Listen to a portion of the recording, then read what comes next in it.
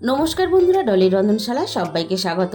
আর আজকে তোমাদের সাথে শেয়ার করব মুসুর ডাল আর আলু দিয়ে দারুণ একটা রেসিপি, যেটা দিয়ে কিনা তোমরা ভাত রুটি সব কিছুই কিন্তু খেতে পারবে। আর মুসুর ডাল আমাদের প্রত্যেকের বাড়িতেই কিন্তু কম বেশি প্রত্যেক দিনই হয়। আর মুসুর ডাল যদি এইভাবে রান্না করা হয় তাহলে কিন্তু বাচ্চা থেকে বড় সবাই একেবারে চেটে পুটে খাবে। আর রেসিপিটা কেউ কিন্তু তাহলে স্কিপ করে দেখো না। রান্নাটা আমি শেষ পর্যন্ত কিভাবে করেছি সেটা কিন্তু মিস হয়ে যাবে। আর এই রেসিপিটা বানানোর জন্য আমি এখানে প্রায় 100 গ্রাম পরিমাণ মুসুর ডাল নিয়েছি। আমার যতটা প্রয়োজন আমি ততটাই নিয়েছি, তোমাদের ঠিক যতটা প্রয়োজন হবে ঠিক ততটাই নেবে। আমি এখানে মুসুর ডালটা একটা বড় বাটির মধ্যে ঢেলে নিলাম। এবার আমি ডালটা ধোয়ার জন্য ডালের মধ্যে বেশ কিছুটা জল দিয়ে দিলাম। আর এইভাবে 3 থেকে 4 বার জল পাল্টে খুব ভালোভাবে কিন্তু ধুয়ে নিতে হবে। যতক্ষণ না মুসুর ডালের জলের এই ঘোলা ভাবটা যাবে ততক্ষণ কিন্তু আমি মুসুর ডালটাকে জল পাল্টে খুব ভালোভাবে ধুয়ে নেব। ডালটা আমি পরিষ্কার করে খুব ভালোভাবে ধুয়ে নিয়েছি। ডালটা এবার একটা সাইডে রেখে দেব। আর এই রান্নার জন্য আমি মাঝারি সাইজের 2টো আলু কেটে নিয়েছি। আর আলুগুলো আমি কিন্তু একটু বড় বড় টুকরো করে কেটে নিয়েছি। আর আলুর পরিমাণটা অবশ্যই তোমরা তোমাদের নিজেদের মতো করে ব্যবহার করবে। তাহলে রান্নার দিকে যাওয়া যাক। প্রথমে আমি এই রান্নার জন্য কড়াইয়ের মধ্যে 2 চামচ পরিমাণ সর্ষের তেল দিয়ে দিলাম।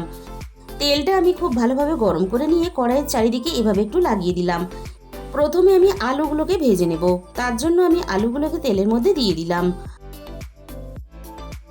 আলুগুলোকে একটু তেলের মধ্যে নাড়াচাড়া করে মিনিট খানেকের মতো আমি একটু ভেজে নিলাম। এবার আমি আলুর মধ্যে দিয়ে দেব স্বাদ মতো লবণ। আর লবণের সাথেই আমি দিয়ে দেব সামান্য একটু হলুদের গুঁড়ো। লবণ আর হলুদ গুঁড়োটা আলুর সাথে নাড়াচাড়া করে খুব ভালোভাবে মিশিয়ে দিয়ে আমি আলুটাকে খুব ভালোভাবে একটু সময় নিয়ে ভেজে নেব।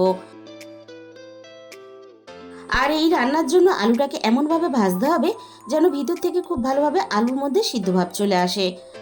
আলু আমি মিনিট দুয়েকের মতো ভেজে নিয়ে এবার আমি আরও মিনিট দুয়েকের মতো ঢাকা দিয়ে দিলাম। 2 মিনিট পরে আমি কড়াই থেকে ঢাকাটাকে সরিয়ে নিলাম। আর এইভাবে কিন্তু ঢাকা চাপা দিয়েই আলুটাকে আমি খুব ভালোভাবে ভেজে নেব। মুসুর ডাল যেহেতু সিদ্ধ হতে খুব বেশি সময় লাগে না, তাই আলুটা কিন্তু প্রথমে খুব ভালোভাবে ভেজে নিতে হবে। আমি আবারও মাঝখানে একটু ঢাকা চাপা দিয়ে খুব ভালোভাবে আলুটাকে ভেজে নিয়েছিলাম। আর দেখো, আলু ঢাকা চাপা দিয়ে ভাজার জন্য আলু কিন্তু প্রায় 80% মতো আমাদের সিদ্ধ হয়ে গেছে। আলুর সাথেই আমি ধুয়ে রাখা মুসুর ডালটা দিয়ে দিলাম। এবার আমি আলু আর মুসুর ডাল একসাথে আরও মিনিট দুয়েকের মতো একটু ভেজে নেব। মুসুর ডাল যদি এভাবে একটু ভেজে নেওয়া হয় তাহলে রান্নার স্বাদ আর গন্ধ দুটোই কিন্তু দুর্দান্ত হয়। মুসুর ডালটাকে আমি 2 মিনিটের মধ্যে ভেজে নিয়েছি। মুসুর ডাল আর আলু খুব ভালোভাবে সিদ্ধ হওয়ার জন্য আমি এখানে প্রয়োজন মতো জল দিয়ে দিলাম। মসুর ডাল আর আলু একসাথে নাড়াচাড়া করে জলের সাথে খুব ভালোভাবে মিশিয়ে দিলাম। এই সময় আমি গ্যাসের ফ্লেমটা মিডিয়াম টু লোতে রেখে আলু আর ডাল যাতে খুব ভালোভাবে সিদ্ধ হয়ে যায় তাড়াতাড়ি, তার জন্য আমি এখানে ঢাকা দিয়ে দিলাম। মিনিট 10 পরে আমি কড়াই থেকে ঢাকাটাকে সরিয়ে নিলাম। এবার আমি ডাল আর আলুটাকে একটু নাড়াচাড়া করে নেব। আর এইভাবে রান্না করলে রান্নাটা যেমন তাড়াতাড়ি হয়ে যায় আর খেতেও কিন্তু দারুণ টেস্টি হয়। এবার আমি দেখে নেব আলু খুব ভালোভাবে সিদ্ধ হয়েছে কিনা। আলু দেখো খুব ভালোভাবে সিদ্ধ হয়ে গেছে। ডাল আলু খুব ভালোভাবে সিদ্ধ হয়ে গেছে। এবার আমি ডালের মধ্যে দিয়ে দেব অল্প একটু হলুদের গুঁড়ো। আর দিয়ে দেব স্বাদ মতো লবণ। আর ডালের মধ্যে লবণ দেওয়ার সময় লবণটা কিন্তু একটু বুঝে দিতে হবে, কারণ আমরা যখন আলু ভেজেছি তখন কিন্তু আলুটা লবণ দিয়েই ভেজেছিলাম। এবার আমি লবণ আর হলুদটাকে খুব ভালোভাবে নাড়াচাড়া করে ডালের সাথে মিশিয়ে দিলাম। আর ডালটা যেহেতু আমি আরও একটু পাতলা করে রান্না করব, তার জন্য আমি এখানে মাঝারি সাইজের বাটির 1 বাটি পরিমাণ উষ্ণ গরম জল দিয়ে দিলাম। আর ডালের মধ্যে কিন্তু অবশ্যই গরম জল দেবে। গরম জল দিলে তাহলে রান্নার স্বাদটাও বজায় থাকবে আর ডালটাও সাথে সাথে ফুটে উঠবে। আর এর জন্য কিন্তু রান্নাটাও খুব তাড়াতাড়ি হয়ে যাবে। ডালটা আমি মিনিট 5 মতো খুব ভালোভাবে ফুটিয়ে রান্না করে নেব। মিনিট 5 মতো ফুটিয়ে আমি ডালটাকে খুব ভালোভাবে রান্না করে নিয়েছি। এবার আমি ডালটাকে কড়াই থেকে নামিয়ে নেব। কড়াইটাকে খুব ভালোভাবে ধুয়ে পরিষ্কার করে আবারও আমি গ্যাসের মধ্যে বসিয়ে দিয়েছি। কড়াইয়ের মধ্যে আমি 2 চামচ পরিমাণ সর্ষের তেল দিয়ে দিলাম। তেলটা আমি খুব ভালোভাবে গরম করে নিয়ে ফোড়নে আমি দিয়ে দিলাম অল্প একটু গোটা জিরে। 3-4 কোয়া রসুন আমি আগে থেকে ছোট ছোট টুকরো করে কেটে রেখেছিলাম। আমি ফোড়নের সাথে রসুনটাকে দিয়ে দিলাম। আর সাথেই আমি ফোড়নে দিয়ে দিলাম একটা শুকনো লঙ্কা কুচি। এবার আমি ফোড়নটাকে নাড়াচাড়া করে বেশ লালচে করে ভেজে নেব।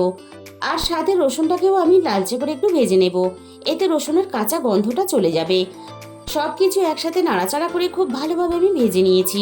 আগে থেকে আমি ডালে ফোড়ন দেওয়ার জন্য মাঝারি সাইজের একটা পেঁয়াজ কেটে রেখেছিলাম। ফোড়নের সাথে আমি পেঁয়াজটাকে দিয়ে দিলাম, আর সাথে আমি দিয়ে দিলাম দুটো চেরা কাঁচা পাকা লঙ্কা। এবার আমি পেঁয়াজটাকে নাড়াচাড়া করে একটু সময় নিয়ে খুব ভালোভাবে বেশ লালচে করে ভেজে নেব। মিনিট খানেকের মতো আমি সব কিছু একসাথে নাড়াচাড়া করে খুব ভালোভাবে ভেজে নিয়েছি। ডালের মধ্যে লবণের পরিমাণটা ঠিক আছে কিনা আমি একটু চেক করে দেখে নিয়েছিলাম। ডালের মধ্যে লবণের পরিমাণটা একটু কম আছে, তাই আমি এই সময় আরও একটু স্বাদ মতো লবণ দিয়ে দিলাম। পেঁয়াজটাকে আমি নাড়াচাড়া করে আবারও খুব ভালোভাবে ভাজতে থাকবো। আর মুসুর ডালের ফোড়নের পেঁয়াজ কিন্তু বেশ লালচে করে ভাজতে হবে।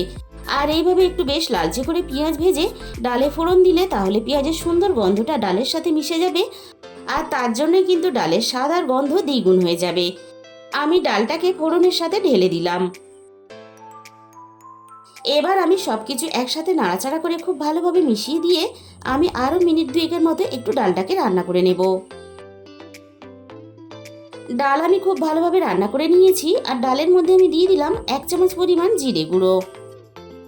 আর কিন্তু অন্য কোনো রকম গুঁড়ো মশলার আমি কিন্তু এখানে ব্যবহার করব না। আর বন্ধুরা, এইভাবে যদি আলু আর মুসুর ডাল দিয়ে রান্না করো তাহলে ভাত বা রুটির সাথে খাওয়ার জন্য অন্য কোনো রকম তরকারির আর কিন্তু প্রয়োজন হবে না। গরম গরম ডাল আর আলু দিয়ে পুরো খাওয়াটাই কিন্তু হয়ে যাবে। আর বন্ধুরা, তোমরা যদি মুসুর ডাল আর আলু দিয়ে এইভাবে কখনো রান্না করে না থাকো তাহলে কিন্তু অবশ্যই বাড়িতে একদিন ট্রাই করে দেখো। আশা করি তোমাদের খুবই ভালো লাগবে। তাহলে বন্ধুরা, আজকের এই রেসিপিটা ভালো লাগলে একটা ভিডিওতে লাইক করে দিও, আর নিজেদের বন্ধুদের মধ্যে শেয়ার করে দিও। আর যে সমস্ত নতুন বন্ধুরা এখনও পর্যন্ত আমার চ্যানেলটাকে সাবস্ক্রাইব করোনি, এরকম নতুন নতুন সহজ সরল রেসিপি পেতে আমার চ্যানেলটাকে সাবস্ক্রাইব করে পাশে থাকা বেল আইকনটা ক্লিক করে অল করে দিও। তাহলে আমি যখনই কোনো নতুন রেসিপি আপলোড করব সবার আগে তোমার কাছে পৌঁছে যাবে। আর তার সাথে সাথে আমি যাতে আরও তোমাদের সাথে নতুন নতুন রেসিপি শেয়ার করতে পারি তার জন্য আমার চ্যানেলটাকে হাইপ করে দিও। আর তোমাদের মূল্যবান সময় দিয়ে আমার এই রেসিপিটা শেষ পর্যন্ত দেখার জন্য তোমাদের সবাইকে অসংখ্য ধন্যবাদ।